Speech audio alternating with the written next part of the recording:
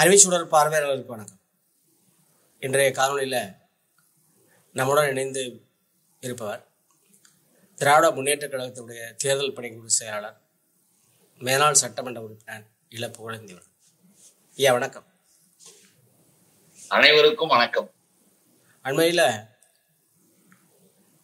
விஸ்வ இந்து பரிஷத்தை சேர்ந்த சுவாத்வி ரிதம்பரா என்ற அம்மையார் ஒவ்வொரு இந்து தம்பதியினரும் 4 குழந்தைகளை பெற்றுக்கொள்ள வேண்டும், அதில் 2 குழந்தைகளை நாட்டுக்கு அர்ப்பணிக்க வேண்டும், RSSக்கு அர்ப்பணிக்க வேண்டும் என்று சொல்லியிருக்கிறார்.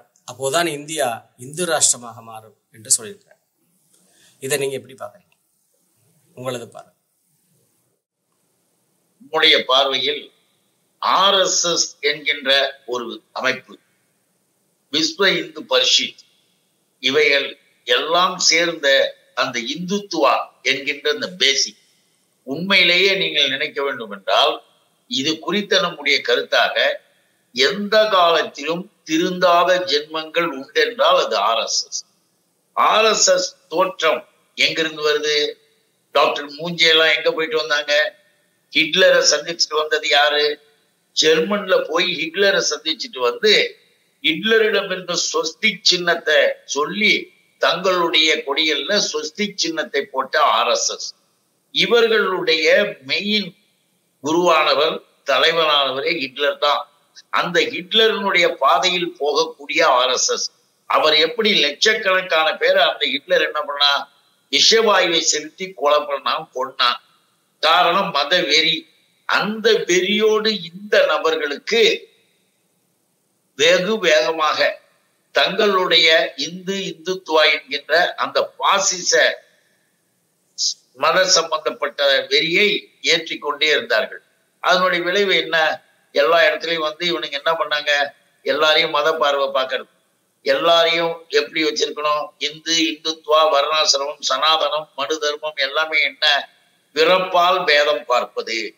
நீ நெத்தியில் பிறந்தவன், இவன் காலில் பிறந்தவன், இவன் தொடையில பிறந்தவன், இவன் கையில பிறந்தவன், தோல்ல பிறந்தவன் என்று பிறப்பையே கொச்சைப்படுத்தி வித்தியாசப்படுத்தி உலகத்திலே இல்லாத அளவிற்கு பிறப்பை இவர்கள் உருவாக்கினார்கள். இப்படி மாற்றி அதன் மூலமாக எவனும் படிக்கக்கூடாது, எவனும் தொடக்கூடாது, எவனும் எங்கேயும் வரக்கூடாது, இவன் இங்கதான் இருக்கணும், இவன் எல்லாம் அப்பந்தொழில பார்க்கணும், குலத்தொழில பார்க்கணும் என்கின்ற ஒரு கொடூரமான ஒரு சமய ரீதியாக, மத ரீதியாக தமிழனுக்கும் இந்துத்துவாக்கும் சம்பந்தமே கிடையாது.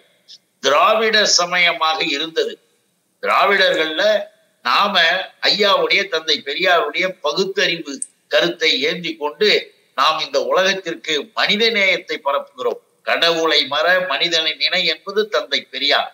அந்த மனிதனை நினை என்கின்ற போய்கொண்டிருக்கிற நமக்கு இந்த திராவிட மண்ணில் திராவிட மரபு வழி வந்த தமிழர்களாகிய நாம் நம்முடைய இனத்தில் சமயங்கள் என்கின்ற பொழுது சைவமாக வைணவமாக இருந்தது. சைவம் வந்தாலும் பட்டம் போட்டிருக்காங்க, அவங்க நாமம் போட்டிருக்காங்க, அவர்களுக்கு வழிபாடு இருக்கு, அவர்களுக்கு தேவாரம், திருவாசகம், நாயன்மார், ஆழ்வார்கள் என்று தமிழனுடைய வழிபாட்டு முறையெல்லாம் வேற, குலதெய்வ முறைகள்லாம் வேற.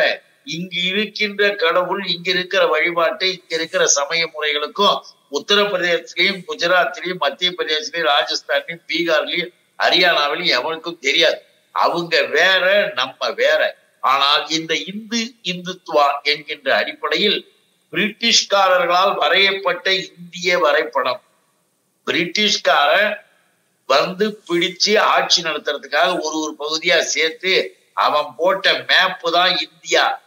பாரத் மாதாக்கி, காரத் மாதாக்கின்னு சொல்றதெல்லாம் ஒண்ணு இல்லை, வெறும் ஹம்பக்கு, ஏமாற்று வார்த்தைகள். வெள்ளக்காரன் ஒரு கிறித்துவர் போட்ட மேப்ல தான் இவனுங்க பாரத மாதாவையே பார்க்கலானுங்க. இந்த பாரத மாதா சொல்லிக்கிட்டு இருக்கிற இந்த கூட்டம் என்ன பண்ணுது?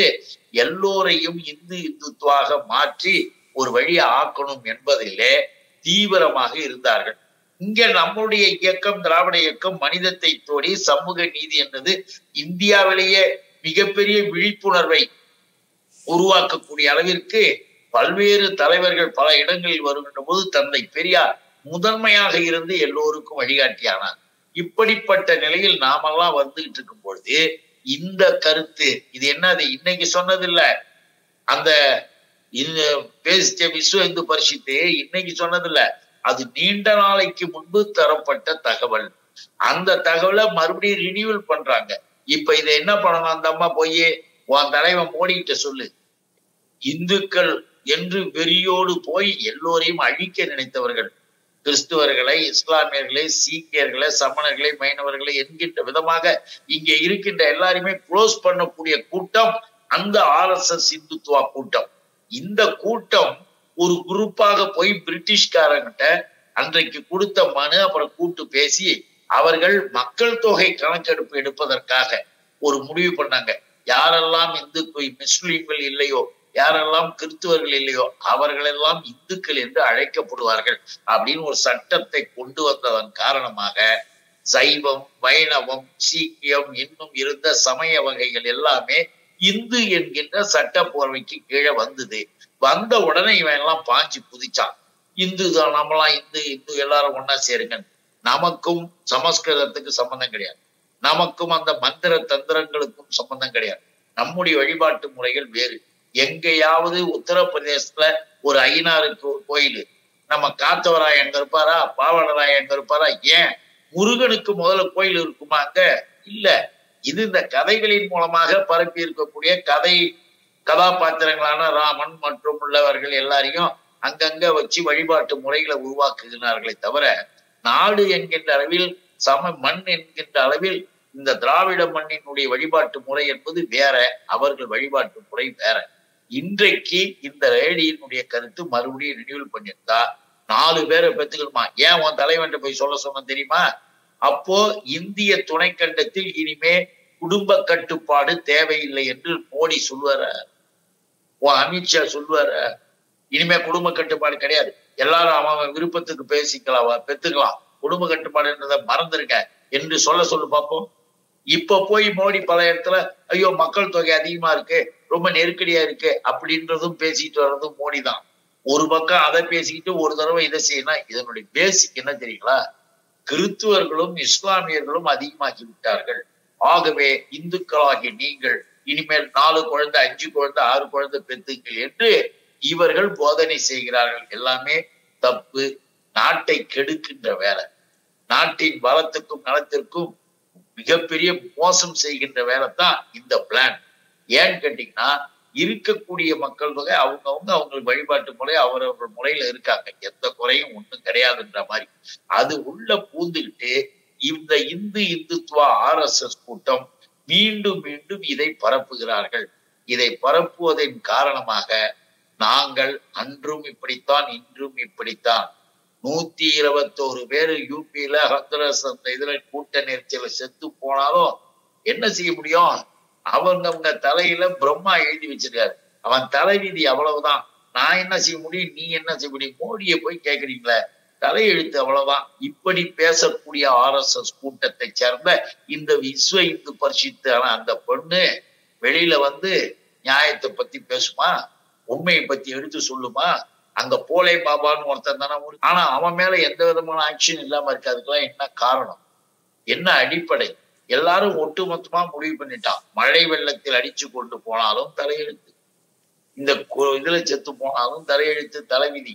நாங்க இப்படித்தான் அப்படின்னு அன்றிலிருந்து இன்று வரை மிக மோசமாக தங்கள் சுயநலத்தை வளர்த்து கொள்ள, தங்களுடைய ஆதிக்கத்தை பெருக்கிக் கொள்ள, தாங்கள் வளமாக நலமாக உலக சுகங்களை அனுபவிக்க மற்ற அத்தனை பேரையும் அடிமைகளாக, புண்மை தேரைகளாக, பொட்டு பூச்சிகளாக மாற்றி கீழே தள்ளி விடுவதற்காக RSS தீவிரமாக இருக்கும். கடைசியா உங்களுக்கு எல்லாம் ஒண்ணு நினைவுபடுத்த விரும்புறேன், சாதாரண ஆட்கள் கிடையாது RSS, அதை மட்டும் நினைக்கணும்.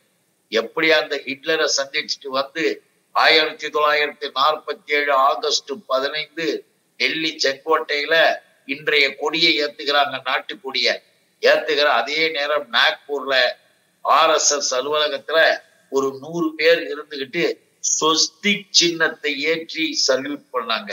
அவர்கள் அந்த கொடியை, நாட்டு கொடியை கூட மதிக்க மாட்டோம், இதுதான் எங்களுக்கு நாட்டுக்கொடி அப்படின்னு ஸ்வஸ்திக் சின்னத்தை ஏற்றிய அந்த கூட்டம் ஆட்டம் இப்பயும் தொடர்கிறது.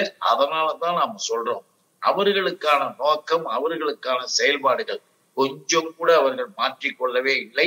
அதனுடைய வெளிப்பாடு தான் இப்ப இவங்க செஞ்சுக்கிட்டு வர்றது.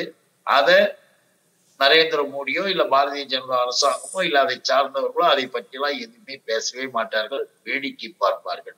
அதுதான் இப்ப நடந்துட்டு இருக்கு. அதனாலதான் நாம சொல்றோம், அவர்களை எந்த காரணத்தை முன்னிட்டும் ஆதரித்து விடாதீர்கள். அவர்கள் பணம் கொடுத்து வேலைக்கு வாங்குவான், அதிகாரத்தை கொடுத்து வேலைக்கு வாங்குவான், யாரும் அவன் பக்கம் கூட போயிடாதீங்க. அவர்கள் எப்பொழுதும் போல தனியாக நின்று தனியாக ஓடி போகட்டும். நம்முடைய மண்ணில் அவர்களுக்கு வேலை இல்லை என்பதை மக்கள் தெளிவாக அப்பப்ப தீர்ப்பின் மூலமாக, தேர்தல் முடிவுகளின் மூலமாக தெரிவிக்கிறார்கள். அதை இன்னும் வேகமாக, இன்னும் அதிகபட்சமாக தெரிவித்தாக வேண்டும். சில ஊர்கள்லயும் பல ஊர்களையும் அந்த கொடியை தூக்கிக்கிட்டு நம்ம மக்கள் விவரம் இல்லாம மல்லாந்து படுத்துக்கிட்டு எச்சி துப்புக்கிற வேலை. பாரதிய ஜனதா கொடியை ஒருத்தர் தூக்கிட்டு போனா மல்லாந்து படுத்து எச்சி துப்பிக்கிறான். தன்னுடைய குழந்தையின் சோத்துல மண்ணை அள்ளி போடுறீங்க. அவங்க குழந்தையினுடைய படிப்பை கெடுத்து குட்டிச்சுவராக்குவதற்கு RSS, அந்த RSS இதுதான் இன்னைக்கு நம்ம குடும்பத்து உள்ளார 2 பேரை இதுக்கு அனுப்பிடு, 2 பேரை அதுக்கு அனுப்பிடு என்று அறிவுரை சொல்றாங்களாம், ஆலோசனை உரை சொல்றாங்களாம். எப்பேற்பட்ட அறிவுரை பார்த்தீங்களா?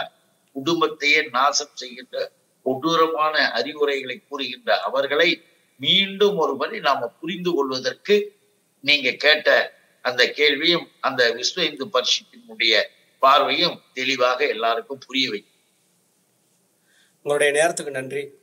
வணக்கம். வணக்கம். நன்றி.